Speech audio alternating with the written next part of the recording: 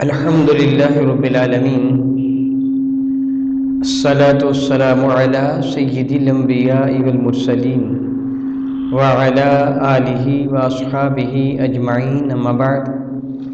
أعوذ بالله من الشيطان الرجيم.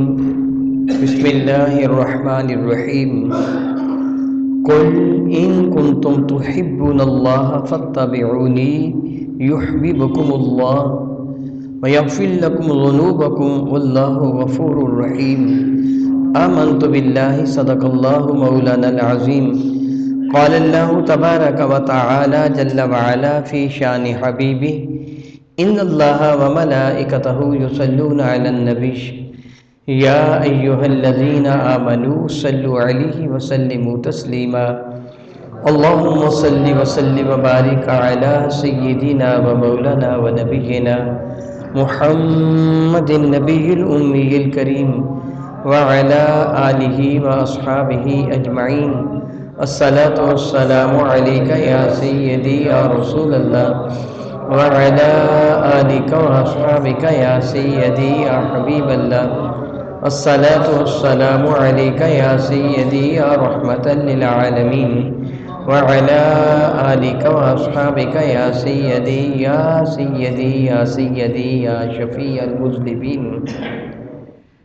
نہایت معزز محترم احباب گرامی قدر، بحمد اللہ تعالیٰ ثم الحمد للہ تعالیٰ، گزشتہ سے پیوستہ جمعۃ المبارک کو اس بندہ ناچیز نے اسی آیہ بارکہ کو موضوع گفتگو بنایا تھا، جس آیہ بارکہ کی تلاوت آج میں نے خطبہ میں کی ہے، اور اتباع کے بارے میں وضاحت کرتے ہوئے یہ کہا تھا کہ انشاءاللہ تعالی جل وعلا میں آئندہ اس موضوع پر مزید گفتگو کروں گا، کیونکہ پچھلا جمعۃ المبارک ربیع الاول شریف کی 12 تاریخ تھی اور فراز نے جو بدبختی کی اس موضوع پر گفتگو تھی، اس لیے میں وہ پچھلے جمعۃ المبارک کو وعدہ پورا نہ کر سکا۔ میں کریم پروردگار کا احسان اور کرم مانتا ہوں، الحمدللہ تعالیٰ ثم الحمدللہ تعالیٰ، رب کائنات نے مجھے زندگی دی اور توفیق عطا فرمائی کہ میں وہ اپنا وعدہ پورا کر رہا ہوں۔ میں یہ بتا رہا تھا کہ رب ذوالجلال نے ارشاد گرامی قدر فرمایا وَإِن كُنتُمْ تُحِبُّونَ اللَّهَ، اے سارے کے سارے انسانوں، اگر تم یہ دعویٰ کرتے ہو کہ ہم اللہ سے پیار کرتے ہیں، اللہ سے محبت کرتے ہیں، قل یا رسول اللہ ان کو یہ فرما دیجئے کہ اگر تم اپنے اس دعویٰ میں سچے ہو تو فَاتَّبِعُونِی، پھر مجھ مصطفیٰ کریم کی اتباع کا پٹا اپنی گردن میں سجا لو، میرے متبع ہو جاؤ، فرما بردار ہو جاؤ۔ پھر کیا ہوگا؟ یحببکم اللہ، اللہ تعالیٰ جل وعلا تم سے محبت فرمائے گا، اللہ تعالیٰ تم سے پیار فرمائے گا۔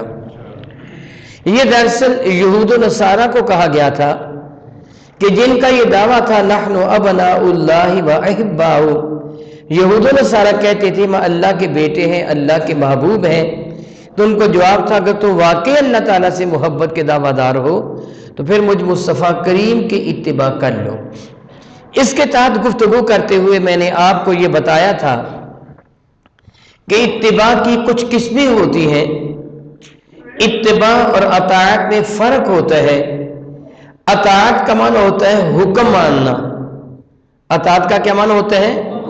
حکم ماننا، اور اتباع کا معنی ہوتا ہے کسی کے نقش قدم پہ چلنا، اس کے پیچھے پیچھے چلنا۔ یعنی اتباع اور اطاعت میں یہ فرق ہوتا ہے۔ اللہ تعالیٰ کی اطاعت کی جاتی ہے، اللہ کے نبی کی اطاعت کی جاتی ہے، لیکن اللہ کی اتباع نہیں کی جاتی۔ اتباع پیچھے پیچھے چلنے کو کہتے ہیں، اس کے نقش قدم پہ چلنے کو کہتے ہیں۔ اللہ کے پیچھے تو نہیں چلا جا سکتا، یہ تو تصور بھی حرام ہے۔ نبی کے پیچھے پیچھے چلیں گے، اللہ کا حکم مانیں گے، نبی کا حکم مانیں گے، جس طرح قرآن کریم میں جہاں کہیں بھی اتباع کا حکم ہوا وہاں اللہ تعالیٰ کے برگزیدہ بندوں کی اتباع کا حکم ہے۔ اطاعت اللہ تعالیٰ کی بھی اور اللہ تعالیٰ کے رسول کی بھی، جس طرح اللہ تعالیٰ جل وعلا قرآن کریم فرماتا ہے اطیعوا اللہ و اطیعوا الرسول، حکم مانو اللہ تعالیٰ کا اور حکم مانو اللہ تعالیٰ کے رسول کا۔ پھر ارشاد فرماتا ہے وَمَن یُطِعِ الرَّسُولَ فقد اطاع اللہ، جس نے رسول اللہ کی اطاعت کی حقیقت میں اس نے اپنے رب کی اطاعت کر لی ہے۔ یعنی جس نے رسول اللہ کا حکم مانا اس نے اللہ تعالیٰ جل وعلا کا حکم مان لیا ہے۔ پھر رب کریم یہ بھی ارشاد فرماتا ہے وما ارسلنا من رسول الا لیطاع باذن اللہ، اللہ تعالیٰ نے جو بھی رسول بھیجا ہے اس کے بھیجنے کا مقصد یہ ہے وما ارسلنا من رسول، ہم نے نہیں بھیجا کوئی بھی رسول الا مگر اس لیے بھیجا ہے لیطاع، تاکہ اس کی اطاعت کی جائے باذن اللہ، اللہ کے حکم کے تحت۔ یعنی رسولان اعظام کی بعثت شیفہ کا مقصد یہ ہے کہ ان کا حکم مانا جائے، ان کی اطاعت کی جائے، ماں اطاعت نہیں بلکہ اتباع بھی۔ اتباع کیا ہے؟ اتباع حکم کی عملی شکل ہے، یعنی ایک حکم ہوتا ہے، ایک اس حکم کی عملی شکل ہوتی ہے۔ اتباع عملی شکل میں کی جاتی ہے، گویا نبی صرف حکم دینے کے لیے نہیں آتا، اس حکم کی عملی شکل پیش کرنے کے لیے تشریف لاتا ہے۔ میں جس کی مثال دے کے آپ کو سمجھاتا ہوں تاکہ میری بات آپ کی سمجھ میں آ جائے۔ نبی کریم نے فرمایا کہ صلاۃ قائم کرو، یہ حکم ہے۔ میرے نبی نے بھی ربی کریم کا یہ حکم اپنی امت کی جانب کنوے فرما دیا، اپنی امت کو اطلاع شاہ فرما دی، اپنی امت کو بتا دیا کہ اللہ فرماتا ہے اقیم الصلاۃ، صلاۃ قائم کرو، یہ حکم ہے۔ قائم کس طرح کرو؟ صحابہ نے بارگاہ کس پناہ میں کہا یا رسول اللہ کیف نصلی، کس طرح ہم صلاۃ قائم کریں؟ جہاں تک پڑھنے کا تعلق ہے بطور مثال بحمد اللہ تعالیٰ ثم الحمد للہ تعالیٰ، میں امید رکھتا ہوں، یقین کی حد تک امید رکھتا ہوں، میں آپ میں سے کسی سے یہ کہوں کہ کیا آپ کو نماز آتی ہے تو جواب کیا ہوگا؟ آتی ہے۔ کیا ہوگا جواب؟ آتی ہے۔ میں کہوں جو سناؤ تو آپ کھڑے ہو کے سنا دیں گے سبحانک اللہم و بحمدک و تبارک اسمک اللہ حاضر کیا پوری کی پوری نماز سنا دیں گے، علم شریف سنا دیں گے، آپ کو رولا شریف سنا دیں گے، کوئی اور سورت سنا دیں گے، رکوع میں جانے کا اللہ اکبر سنا دیں گے، رکوع کی تسبیح سنا دیں گے، رکوع سر اٹھانے کی جو تسبیح وہ سنا دیں گے، سجدہ میں تسبیح التحیات سنا دیں گے، ساری نماز سنا کے آپ کہیں گے دیکھا میں نے سنا دی، تو نماز آپ نے پڑھ بھی نا ساری کی ساری، یہ بھی تو پڑھنا ہی ہے۔ قرآن کریم کی تلاوت کرنا، قرآن پاک پڑھنا ہی ہے تو نماز پڑھو، تو کیا کھڑے ہو کر ساری یا بیٹھ کر ساری کی ساری نماز اول سے لے کے آخر تک بیٹھ جاؤ پڑھ لو بس نماز ہو گئی؟ نہیں۔ صحابہ نے پوچھا تھا یا رسول اللہ کس طرح پڑھیں؟ میرے نبی نے پڑھ کے دکھا دی، یوں پڑھو۔ اب حضور علیہ السلام کی نقل اتارنا یہ اتباع ہے۔ یہ کیا ہے؟ اتباع۔ حکم ماننا کیا ہے؟ اطاعت۔ اور حضور کے نقشے قدم پہ چلنا، ہاتھ یہاں تک اٹھاؤ، باندھو ایسے، رکوع ایسے کرو، سجدہ ایسے کرو، تشہد ایسے پڑھو، فلاں جگہ انگلی اٹھاؤ، فلاں جگہ سیدھی کر لو، یہ سب کچھ کیا ہے؟ یہ اتباع ہے۔ یہ سب کچھ کیا ہے؟ گویا اطاعت کو جب عملی شکل میں ڈھالا جاتا ہے تو اتباع کہلواتی ہے۔ ربی کریم نے فرمایا کتب علیکم الصیام، تم پہ روزے فرض ہیں۔ صوم کا معنی تو رک جانا ہوتا ہے۔ اہل اب کہتے سامت ریح ہوا بھی نہیں، رک گئی ہے۔ سامت سیارہ، گاڑی رک گئی، سامت سیارہ گاڑی رک گئی، نہیں چلتی ہے۔ سامل فرس، گھوڑا رک گیا، رکنے کا نام ہے۔ تو صوم کا کیا معنی تھا؟ کھڑے ہو جاؤ، رک جاؤ، دروازے بند کر کے اندر بیٹھ جاؤ، صوم کا معنی تھا۔ میرے نبی سے عرض کیا گیا صوم کا معنی کیا ہے؟ میرے نبی نے بتا دیا سحری افطاری کے سوا کھانا نہ کھانا، فلاں فلاں چیز کی پابندی کرنے کا نام صوم ہے۔ رب نے فرمایا وہاں تو زکوٰۃ ادا کرو، یہ حکم ہے۔ ادا کس طرح کرو یہ تو رب نے بتایا ہی نہیں ہے۔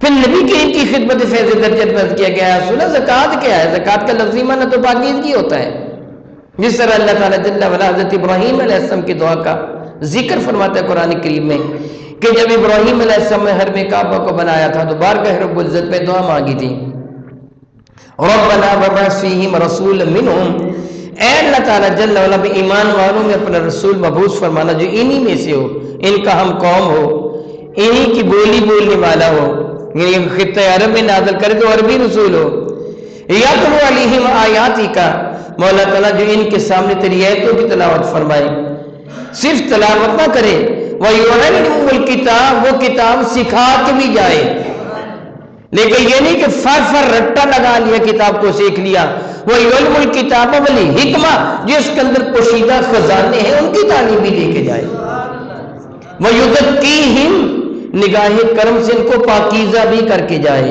وہ رسول بھیجنا۔ تو اللہ تعالیٰ نے محبوب مکرم کی وجہ سے تشریف فرمائی۔ زکی کا معنی جو زکی ہے ان کو پاکیزہ، زکی کا معنی پاکیزگی ہوتی ہے، وَآتُوا الزَّکَاۃَ، اپنے مال کی زکات ادا کرو، مال کو پاکیزہ کرو۔ تو کیا مال کو اور صابن کو لے کے بیٹھ جاؤ کسی ٹوٹی کے نزدیک کہ صابن سے مل مل کے اس کو پاک کر لیا کرو، مال کو سال 6 مہینے کے بعد دھو لیا کرو، یہ مراد ہے؟ میرے نبی نے بتایا جس مال سے زکات نکالتے ہو وہ مال پاک ہو جاتا ہے، زکات نکالو۔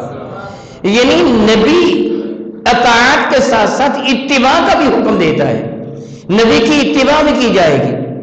جب تک اتباع نہ کی جائے گی تو عمل کی تو شکل ہی نہیں بنتی ہے۔ عمل تمہارا حکم ہے، اس حکم پر جب عمل کیا جائے گا نا، یہ حکم تو حکم ہے نا، حکم پر عمل کیا جائے گا تو پھر اس کی ایک شکل سامنے آئے گی۔ جب تک وہ شکل سامنے نہیں آئے گی اس وقت تک تو سب کچھ بیکار ہے، حکم پھر کیا مانا؟ اس لیے اللہ کا حکم آنا جائے گا، نبی کا حکم بھی مانیں گے، نبی کی اطاعت بھی کریں گے۔ میں اس جمعۃ المبارک کو گزشتہ سے پچھلی جمعۃ المبارک کو عرض کر رہا تھا، اطاعت و اتباع کی کچھ اقسام ہیں۔ ایک ہوتی ہے اطاعت و اتباع بالنفرت، ایک ہوتی ہے بالکراہت، ایک ہوتی ہے بالمحبت۔ ان تینوں کی جدا جدا اقسام ہونے کے ساتھ ساتھ جدا جدا احکامات ہیں۔ میں دعا کرتا ہوں رب کائنات میرے اور آپ کے کریم آقا رسول عربی شفیع معظم رحمت عالم کے وسیلہ جیلہ سے سب ایمان والوں کی جان، مال، عزت و آبرو کی حفاظت فرمائے۔ اللہ تعالیٰ جل وعلا کسی بھی مسلمان پر ایسی مصیبت نہ لائے۔ میں ایک مثال دے رہا ہوں، خدا نخواستہ کسی کے گھر میں ڈاکو آ جائیں، وہ گن پوائنٹ پر حکم دے کہ اپنے گھر کا جتنا بھی سونا ہے، چاندی ہے، جس قدر بھی روپے پیسے ہو سارے نکال کر میرے سامنے رکھ دو۔ صاحب خانہ خدا نخواستہ ایسے کرے تو اس کی اطاعت کر رہا ہے کہ نہیں کر رہا؟ اطاعت کر رہے ہیں نا، اس کا حکم مان رہا ہے کہ نہیں مان رہا؟ مگر اس حکم ماننے کے پیچھے کیا ہے؟ محبت ہے، نفرت ہے کہ نفرت ہے نا، اور نفرت بھی شدید ہے، دشمنی کی حد تک نفرت ہے۔ وہ صاحب خانہ متمنی ہوتا ہے کب مجھے ایسا وقت آسا میں اس خبیث کو قتل کر دوں تاکہ میرا مال بھی بچ جائے، میرے اہل خانہ کی عزت و ناموس کی بھی حفاظت ہو سکے۔ شدید نفرت رکھتے ہوئے بھی اس کا حکم مانتا ہے، کیونکہ اس کو اپنی جان سے محبت ہوتی ہے، اس سے نفرت اور جان سے محبت اس بات کا تقاضا ہوتا ہے کہ جو کہتے ہیں روپے پیسے دے دو، سونا چاندی دے دو وغیرہ وغیرہ، وہ سب کو پیش کر دیتے ہیں، انکار نہیں کرتا، اطاعت تو کرتا ہے لیکن اس اطاعت میں نفرت ہے۔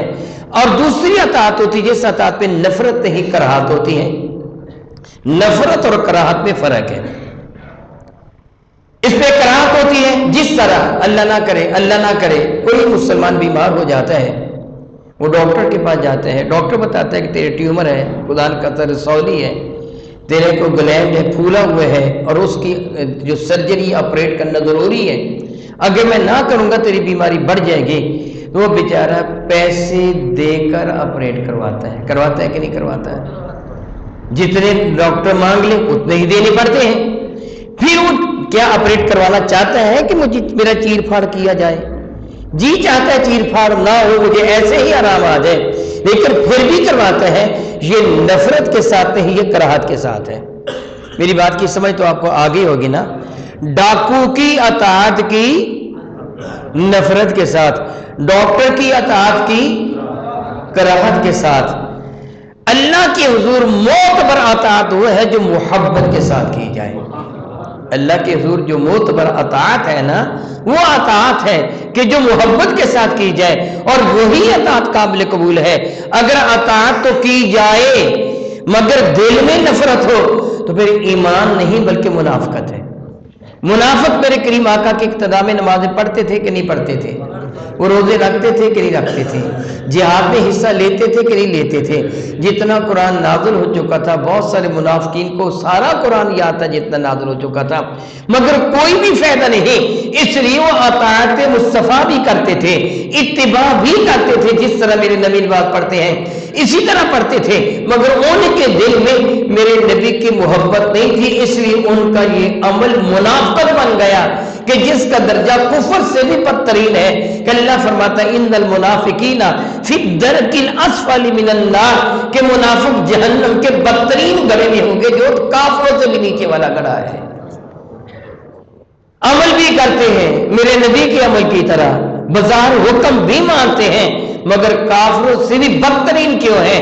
بظاہر دھوکہ دیتے ہیں اللہ اور اس کے رسول کے، اللہ تعالیٰ جل وعلا اور اس کے رسول کی خدمت میں معاذ اللہ تعالیٰ رب کریم قرآن کریم میں فرماتا ہے یخادعون اللہ والذین آمنوا، وہ دھوکہ دینے کی کوشش کرتے ہیں اللہ تعالیٰ کو اور ایمان والوں کو، وما یخدعون الا انفسهم، مگر وہ بدبخت اپنے آپ کو دھوکہ دے رہے ہوتے ہیں، وَلَكِنْ لَا يَشْعُرُونَ، البتہ ان کو اس دھوکے کا شعور نہیں کہ ہم اللہ اور اس کے رسول کو دھوکہ نہیں دے سکتے، ہم تو اپنے آپ کو دھوکہ دے رہے ہیں۔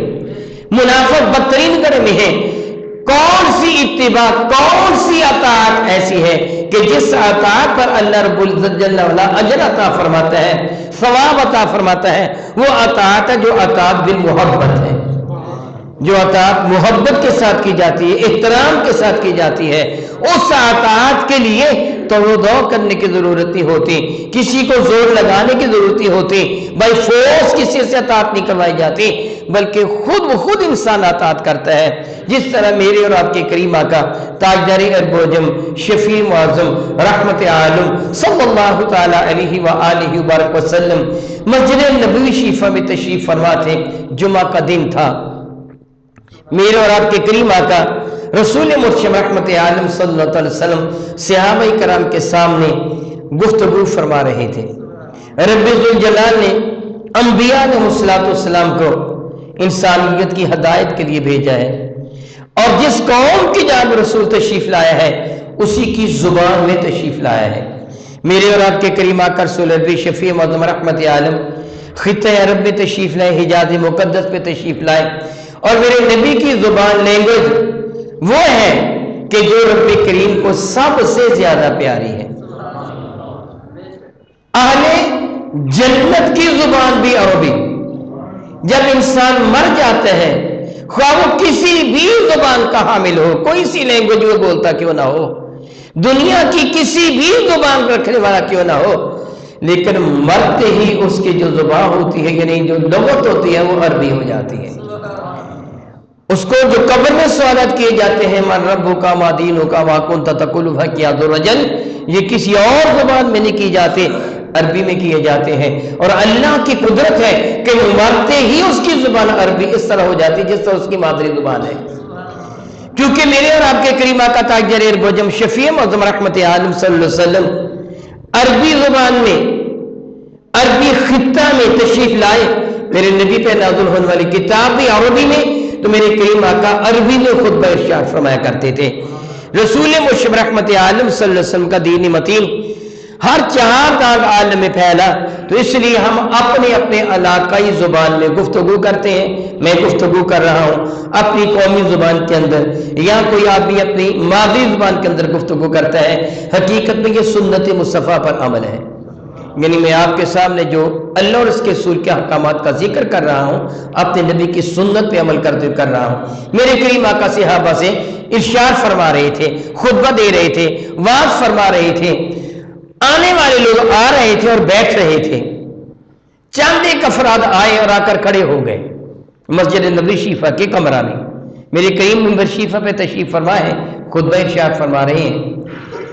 اور یہ چیز ایک نفسیاتی اثر ہوتا ہے کہ سائیکل کے اعتبار سے کوئی بندے کھڑے ہو جائے نا، تو لوگوں کی توجہ اس جانب ہوتی ہے، اور جو خطیب ہوتا ہے، خطبہ دینے والا ہوتا ہے، بات کہنے والا ہوتا ہے، وہ تھوڑا ڈسٹرب ہوتا ہے، وہ پوری توجہ کے ساتھ گفتگو نہیں کر پاتا، کیونکہ اس کی تمنا ہوتی ہے کہ میری طرف سارے لوگ متوجہ ہوں، سب کی توجہ میری جانب ہو، میری گفتگو کی جانب ہو۔ اگر وہ آپس میں باتیں کر رہے ہو تو اس کو پریشانی ہوتی ہے۔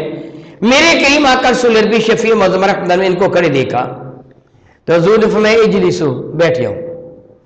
ایک عام سی بات تھی کہ اگر کوئی آ کے مسجد میں کھڑا ہو کر ارد گرد دیکھنے لگے اور جگہ ہو تو کہا جائے بھائی بیٹھ جاؤ، بیٹھ کے بات سنو، کہہ دیا جاتا ہے۔ میرے کریم آقا نے اسی انداز سے فرمایا۔ رب ذوالجلال نے میرے نبی صلی اللہ علیہ وسلم کو معجزانہ آواز عطا فرمائی تھی، میں چند ایک لوگوں کو اپنی بات سنانے کے لیے، پہنچانے کے لیے محتاج ہوں۔ साउंड सिस्टम का। अगर ये ना हो तो मुझे खड़े होकर चीख चीख के बोलना पड़ेगा ताकि दूर तक मेरी आवाज़ चली जाए। मेरे नबी को इस चीज़ की मोहताजी नहीं थी। मैदान मिना में, मैदान अरफात में हुज्जतुल विदा के मौका पर 1 लाख से ज़ायद सहाबा का मजमा था। बल्कि कुतबे सैरा में लिखा है 1,25,000 के करीब सहाबा करम रिदवानुल्लाह अजमईन इस मैदान में जमा थे। सोचिए जरा, हद्दे निगाह तक इंसानों का ठाठे मारता हुआ समंदर था। मेरे और आपके करीम आका ताजदार अरब वजम शफी मौदम रहमत आलम के लिए कोई इस तरह मिंबर नहीं बनाया गया था, ऊंचा सारा स्टेज नहीं बनाया गया था कि ऊंची जगह खड़े होकर गुफ्तगू फरमाएंगे तो आवाज दूर तक चली जाएगी। मेरे नबी अपनी ऊंटनी के कजावे पर खड़े थे, ऊंटी के ऊपर जो रखने वाली लकड़ी कजावा उसके ऊपर खड़े गुफ्तगू फरमा रहे थे। और सामने अजीम शान एक जमे गफीर था सहाबा कराम का। 1,24,25,000 के करीब सहाबा कराम है। मेरे नबी को चीख चीख कर गुफ्तगू नहीं फरमा रहे थे, नॉर्मल अंदाज में गुफ्तगू फरमा रहे थे। और पहले को भी सुन रहा था और आखिरी को भी बराबर का सुनाई दे रहा था। अरबी कायनात में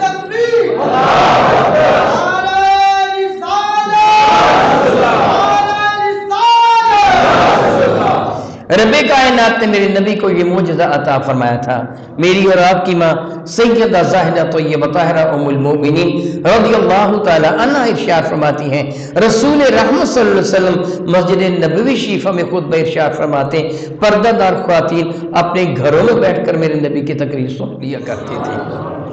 अल्लाह ने मेरे नबी को ये मोजज़ा अता फरमाया था।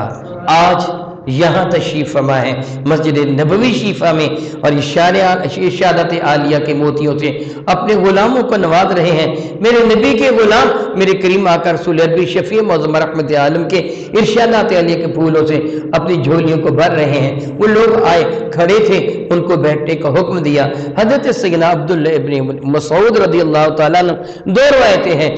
एक रवायत है कि अपनी बकरियों के बारे में थे और दूसरी रवायत है कि वो गली में आ रहे थे और कुछ बकरियां थी जो जा रही थी। बकरियों का कोई रेवड़ जा रहा था, अब्दुल्ला आ रहे हैं, या फिर खुद अपनी बकरियों के बारे में थे। और जुमा का दिन है। मेरे और आपके करीम आका रसूल अरबी ने जुम्मा के दिन की कुछ अहमियत बयान फरमाई है। मस्जिद नबवी शरीफा के सिवा मदीना तैयबा के गिरदनवा नवाही बस्तियों में कोई भी जामे मस्जिद नहीं थी। मसाजिद थी, याद रखिए, जो जुमा वाली मस्जिद होती है उसको जामे मस्जिद कहते हैं, बाकी मस्जिद को सिर्फ मस्जिद कहा जाता है। मसाजिद थी, बहुत सारी थी। मक्का मुकर्रमा में सिद्दीक अकबर ने अपने घर में भी मस्जिद बना रखी थी। मुख्तलिफ इलाकों में बहुत सारी मसाजिद थी, लेकिन जामे मस्जिद पूरे इलाका में सिर्फ एक थी। हकीकत में यही सुन्नत है। एक मस्जिद थी मस्जिद नबी शरीफा। कुबा वाले भी, इर्द गिर्द की बस्तियों वाले भी नमाज जुमा अदा करने के लिए कशा कशा अपनी सवारियों पर सवार होकर शदीद गर्मी के मौसम में भी मस्जिद नबी शरीफा में हाजिर होते। कोई बिजली का ज़माना नहीं था, पसीना आया होता था। अब मैं सहाबा किराम की बात नहीं कर सकता, मैं गुस्साखी समझता हूं, इसको एक तरफ रखिए, मैं अपनी और आपकी बात करता हूं। सोचिए जरा, बिजली ना हो, गर्मी का मौसम हो, दूर दराज से सफर तय करके मैं आऊं या आप तशरीफ लाएं, लिबास पसीना में शराबूर हो, भीगे हुए हो, तो फिर इकट्ठे मिलके बैठ जाएं तो माहौल कैसा हो जाता है? बदबूदार हो जाता है ना। मेरे और आपकी वजह से माहौल क्या हो जाएगा? बदबूदार हो जाएगा। मैं ये बात सहाबा किराम की शान में नहीं कह सकता, मैं अब समझाता हूं। सहाबा किराम हाजिर होते थे मस्जिद नबी शरीफा में, दूर दराज से हाजिर होते थे, गर्मी के मौसम में हाजिर होते थे, लंबा सफर तय करके आते थे। कोई बिजली नहीं थी, हवा नहीं थी, अंदर घुटन थी। मेरे करीम आका रसूल नबी तशरीफ लाए तो आप तो बहुत ही नफीस तबा थे। आपने कुछ महसूस फरमाया, हुक्म दिया, आइंदा जुमा के दिन तुम गुस्ल करके आया करो, जुमा के दिन गुस्ल करके आया करो, धुला हुआ लिबास पहन के आया करो। मेरे करीम आका रसूल नबी को शफी मौज़ूद रहमत आलम को रब्बे कायनात ने यह खुसूसियत अता फरमाई थी कि मेरे करीम आका का लुआबे दहन खुशबूदार था। अगर किसी शय में शामिल कर, हत्ता के कुएं में शामिल कर दिया जाता حتیٰ کہ کنویں میں شامل کر دیا جاتا، کنواں میٹھا بھی ہو جاتا اور خوشبودار بھی ہو جاتا۔ حالانکہ آپ اچھی طرح جانتے ہیں کہ آپ وہ چینی کے 2-4 تھیلے کنویں میں ڈال دینا تو پانی میٹھا نہیں ہوتا۔ میرے آقا کے لعابدان سے میٹھا بھی ہو جاتا تھا، خوشبودار بھی ہو جاتا تھا۔ اس کے باوجود میرے نبی مسواک فرماتے تھے۔ کیوں فرماتے تھے؟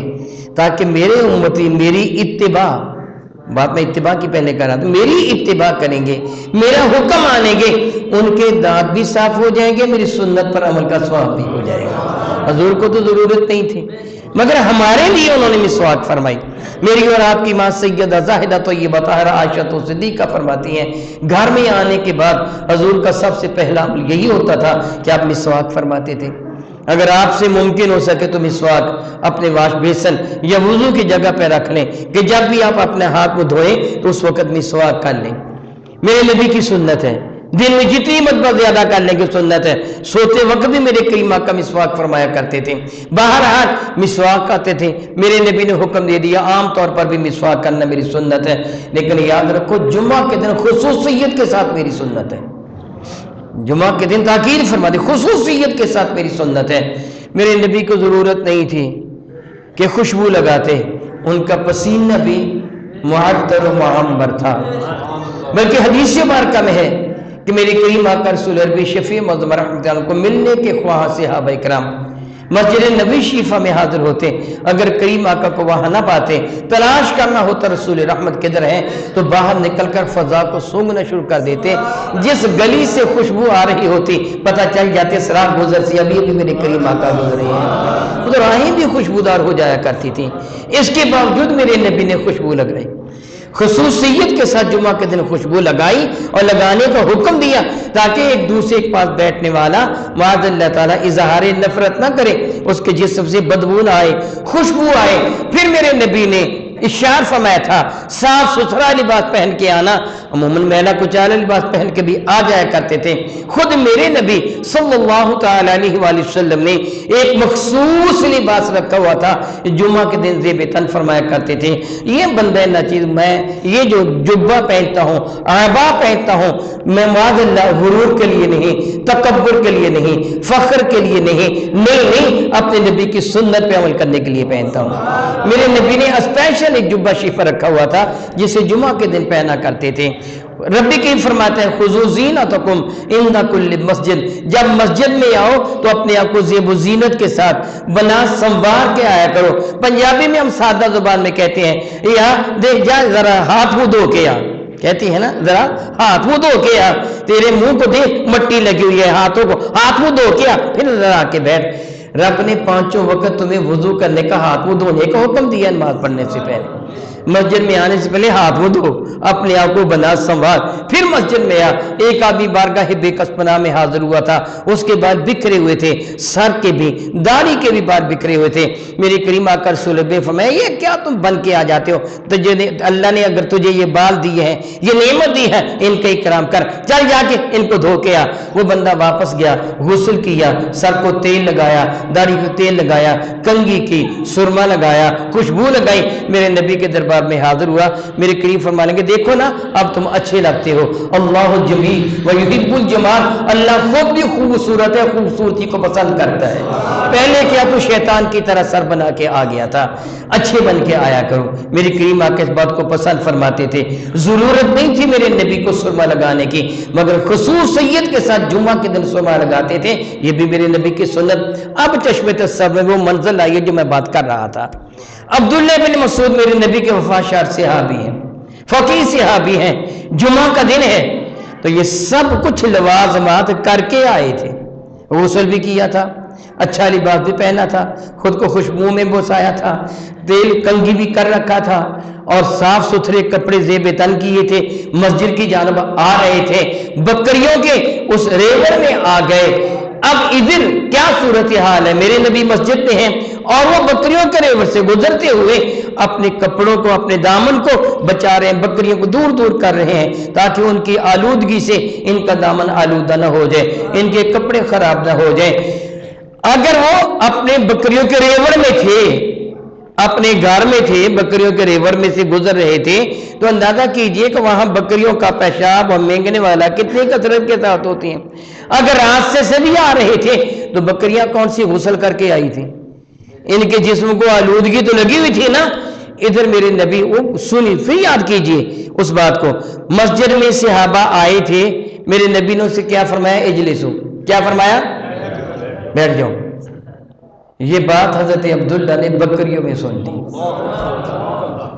کپڑے صاف ستھرے ہیں، خوشبو میں بسے ہوئے ہیں، سر میں کنگھی کر رکھی ہے، ریش بارکہ میں کنگھی رکھی، امامہ شیف زیب تن ہے، آنکھوں میں سرما لگایا ہوا ہے، وہ بن سمر کر زینت کے ساتھ، خذو زینتکم عند کل مسجد، مسجد میں آتے ہوئے زیب و زینت کے ساتھ آیا کرو، اس پر عمل کرتے آ رہے ہیں۔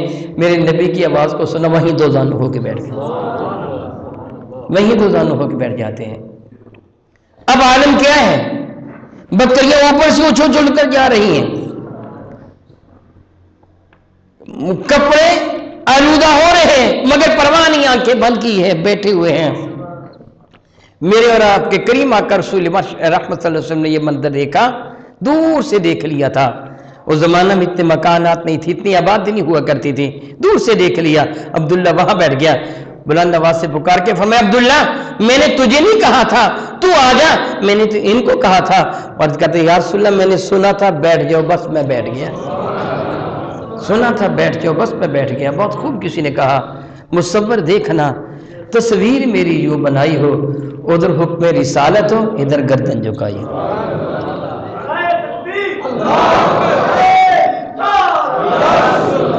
یہ کیا ہے؟ یہ اطاعت ہے۔ اب میں آپ سے سوال کرتا ہوں، یہ کون سی اطاعت ہے؟ نفرت کی ہے؟ کراہت کی ہے؟ کون سی اطاعت ہے؟ یہ وہ اطاعت ہے جس کو اطاعت بالمحبہ کہا جاتا ہے۔ اس کے لیے کسی کو مجبور نہیں کرنا پڑتا، ضمیر خود مجبور کرتا ہے، خود مجبور کرتا ہے کہ اطاعت کر۔ محبت کا تقاضا ہوتا ہے کہ محبوب کی اطاعت کی جائے۔ میرا اللہ ارشاد فرماتا ہے، جب تم میرے محبوب کی ایسی اطاعت کرو گے نا جس پہ محبت کا عنصر شامل ہوگا، پھر کیا ہوگا؟ یحببکم اللہ، کہنا مصطفیٰ کا مانو گے، محبت تم سے رب کرے گا، اللہ تعالیٰ تم سے پھر پیار فرمائے گا کہ تم نے اللہ کے محبوب کے ساتھ پیار کیا ہے۔ اور پھر یغفر لکم ذنوبکم، صرف اللہ تعالیٰ پیار ہی نہیں فرمائے گا، اس سے قبل جب تم اطاعت مصطفیٰ کریم کا حق ادا کرو گے تو اس سے قبل جتنے گناہ ہو چکے ہوں گے، یغفر لکم ذنوبکم، اللہ وہ سارے کے سارے گناہوں کو معاف فرما دے گا۔ تیرا دامن گناہوں کی آلودگی سے پاک کر دیا جائے گا، صاف کر دیا جائے گا۔ پھر ضرورت کس امر کی ہے؟ بہت عزت والے میرے بھائیوں، میں آپ سے گزارش کروں گا، میرے نبی کی اطاعت و اتباع کی جائے گی اور محبت کے ساتھ کی جائے گی، محبت کے ساتھ کی جائے گی۔ میں مثال اس کی دے کر سمجھاتا ہوں۔ صبح کے وقت اللہ تعالیٰ توفیق و ہمت عطا فرمائے، تہجد کے وقت آنکھ کھل جائے، سکون کی نیند آ رہی ہو، بستر بھی نرم اور گداز ہو، آنکھیں بھی بوجھل ہیں، ذہن میں آ جائے میرے نبی صلی اللہ علیہ وسلم تہجد کے وقت اٹھ جایا کرتے تھے، پھر محبت کا تقاضا یہ ہے کہ اٹھ کے بیٹھ جا، پھر شیطان کے کہنے میں نہ آ، اس کو جھڑک دے کہ خبیث، میں محبت تجھ سے نہیں کرتا، اپنے نبی سے کرتا ہوں، اطاعت ان کی کروں گا، فرمانبرداری ان کی کروں گا۔ پھر چشم تصور میں منظر آئے کہ کبھی میرے کریم آقا نے صحابہ سے ارشاد فرمایا تھا کہ جب کوئی بندہ نماز تہجد کے وقت اپنی نیند کو قربان کرتا ہے، اپنے چین، اپنے سکون کو قربان کر دیتا ہے، بستر کو چھوڑ کر اٹھ بیٹھتا ہے، تو رب کائنات ملائکہ سے فرماتا ہے، میرے فرشتوں، میرے اس بندے نے اپنی نیند، اپنی چین، اپنا سکون کس کی خاطر قربان کیا؟ تو فرشتے کہتے ہیں مولا تعالیٰ تجھے راضی کرنے کے لیے، فرماتے پھر گواہ ہو جو میں راضی ہو گیا۔